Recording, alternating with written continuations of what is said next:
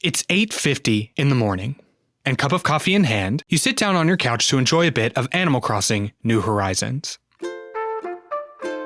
As you boot up the game on your Nintendo Switch, an infectious melody fills your ears, while colorful scenes unfold before you of anthropomorphic characters socializing in a cartoony island community.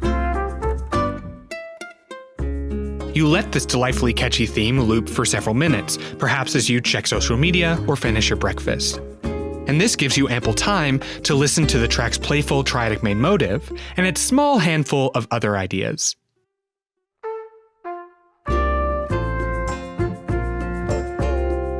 Finally, you press start and gain control of your virtual avatar.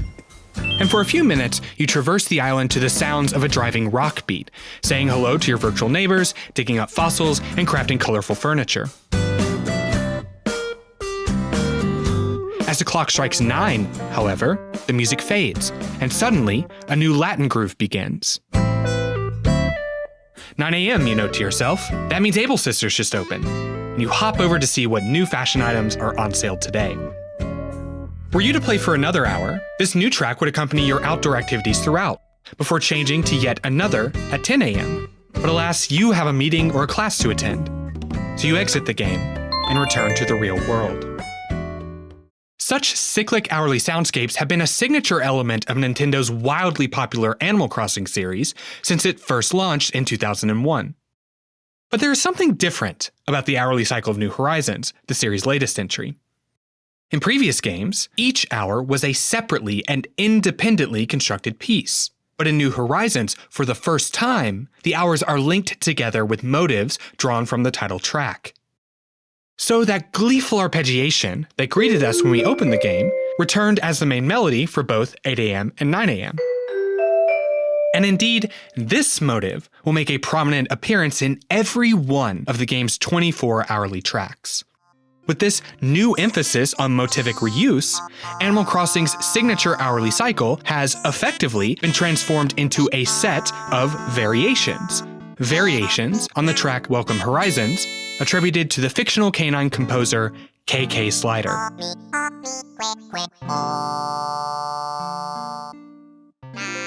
To think of New Horizons' score as a variation set raises some interesting issues, since variations and video game scores seem to ask very different things of their listeners. A classical variation cycle depends on an attentive kind of listening, where audiences continuously link what they are currently hearing to motives lodged in their memories. But video game scores, on the contrary, move music to the background, thereby asking players to let it recede from their attention as they focus on gameplay. And what's interesting about New Horizons is that it asks players to listen in both ways at the same time. Its motivic cross-references invite us to remember, but its endless loops invite us to zone out and forget. As we'll see, I think this creates a uniquely player-powered listening experience. Remembering or forgetting becomes a choice that a player can make within the game's sandbox. And to see how this works, we first have to dig a little deeper into how this cycle is put together. So let's first revisit Welcome Horizons. To listen to this track as a variation theme is to listen with ears open to ideas that might reappear within the hourly tracks. So what might those motives be? Well, we've already seen one, the arpeggiated head motive. This is a motive that begs to be remembered. Not only is it intrinsically catchy, but it saturates our experience. It sounds 5 times at the same pitch level across this very short theme. The remaining melodic ideas pop out in the head motive's absence. These are the theme's 2 scalar motives, one rising and one falling. These 3 motives are sure to get stuck in your head. But there are, of course, numerous other details that may or may not strike you as significant. For instance, perhaps you notice that the theme keeps snagging on these suspended chords, and you flag this harmonic sound as significant. Or maybe this feature slips beneath your conscious experience. The important point is that this theme ingrains a core set of catchy motives that you can't miss, alongside others that you may well forget. It offers players an accessible board of sonic treats to enjoy each time they open the game. Now let's listen again to 9 a.m. to see how these materials are used. First, note the change in musical style. This track combines the rich harmonies of Brazilian bossa nova with the rhythmic feel of the Cuban son, conjuring a generically tropical sound to greet a new day of island living. Now, what about the themes and motives? Well, aside from a brief appearance of the ascending scalar idea and a fleeting suspended chord, this track is mostly preoccupied with fragmenting and transposing the arpeggiated head motive. The very first thing we hear is the head motive's opening notes paired with a transposed repetition, forming an ascending gesture that is repeated a few measures later.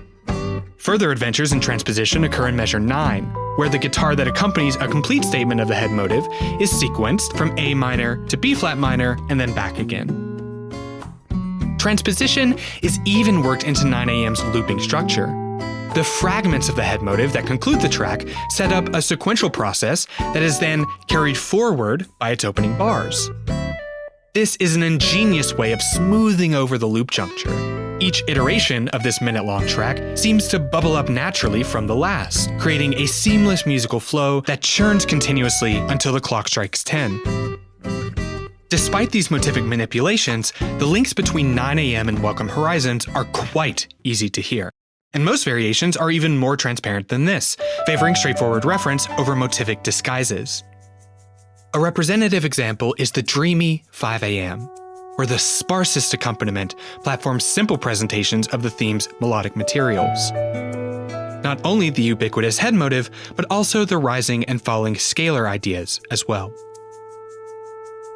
And do you remember the theme's suspended chords? They're here too. In fact, these relatively minor harmonic effects from the original theme have grown here into engrossing waves of sound, upon which our melodies float like sea foam, flickering in the moonlight. New Horizons thus invites players into a variation manner of listening, a comparative attitude where the task of the listener is to relate two stretches of music, to hear one passage in terms of another. But there are, of course, many ways that playing New Horizons is totally unlike experiencing a classical variation set. A concert goer attending a performance of Beethoven's Diabelli variations will be taken upon a meticulously crafted journey through an orderly sequence of musical events lasting somewhere around an hour from start to finish. That listener has only a short period of time, on the order of 1 to several minutes, to familiarize themselves with the theme and each individual variation before the musical information they contain is gone forever.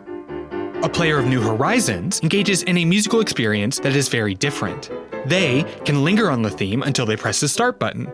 They are going to hear each variation loop continuously for up to an hour at a time. They can exit the variation set by stopping the game, returning at their leisure to perhaps a very different part of the cycle. And depending on their play schedule, they may never experience some variations at all. 5 a.m., for instance, gorgeous though it is heard primarily by a small number of nocturnal Animal Crossing players. What this all amounts to is that the music of New Horizons is part of an immersive and interactive gameplay experience, one that is considerably free-form and open-ended even in comparison to other games. For Animal Crossing is not a game driven by story or skill-based challenge. Rather, the game is a sandbox that presents players with digital materials and lets them make their own fun. The hourly cycle was notably composed with this philosophy in mind. The music team explicitly approached it as an open-ended musical sandbox loaded with materials for playful listening. As lead composer Kazumi Totaka put it, rather than trying to evoke all the emotions and images through the music, we strove to create music that allows the listener's own emotions and imagination to fill in the space between the sounds.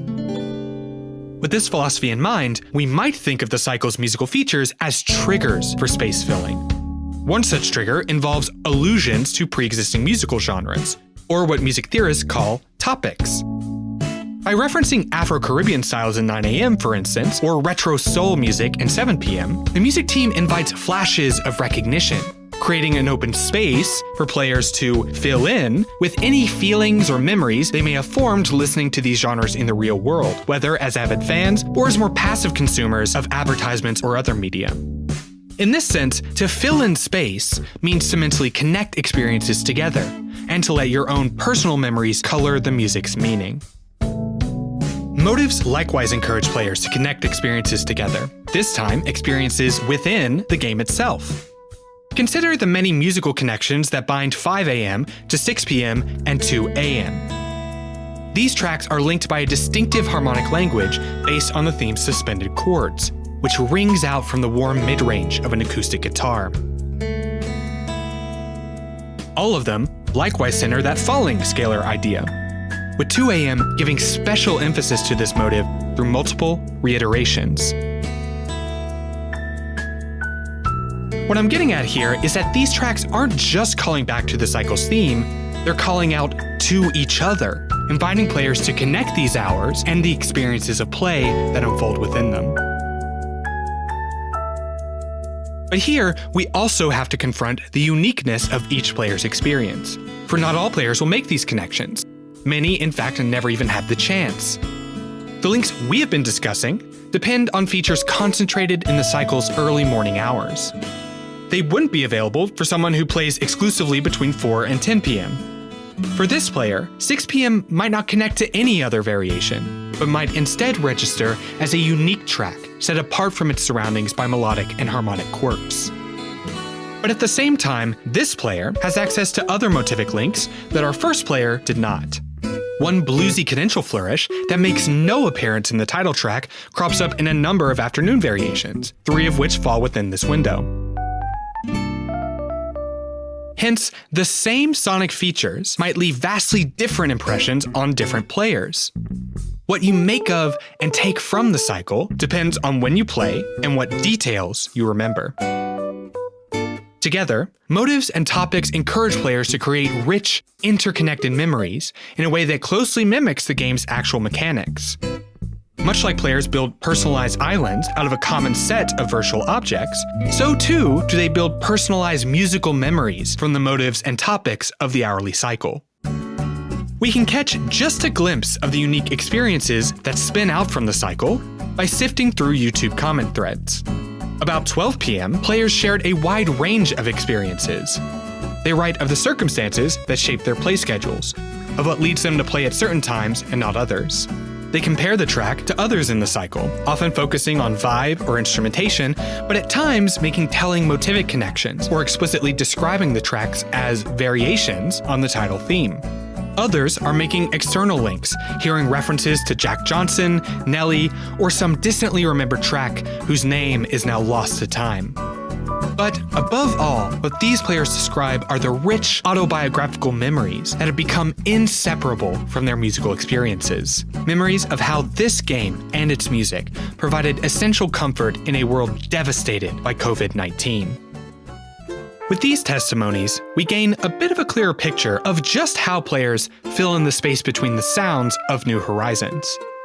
Players are constantly filling space by mentally connecting sounds and infusing them with personal significance. By constructing the cycle as a variation set, the music team has packed New Horizons with motivic and topical materials for this process, while leaving the meaning of those materials in the player's hands. Not only is this a good match for the game's open-ended sandbox design, it also reveals something playful about variation processes more generally. For motives and topics, the bread and butter of variations are not just neutral structural facts there to be labeled in the score. They're invitations to you, the listener, to fill in space, to link what you hear to your memories and to your feelings.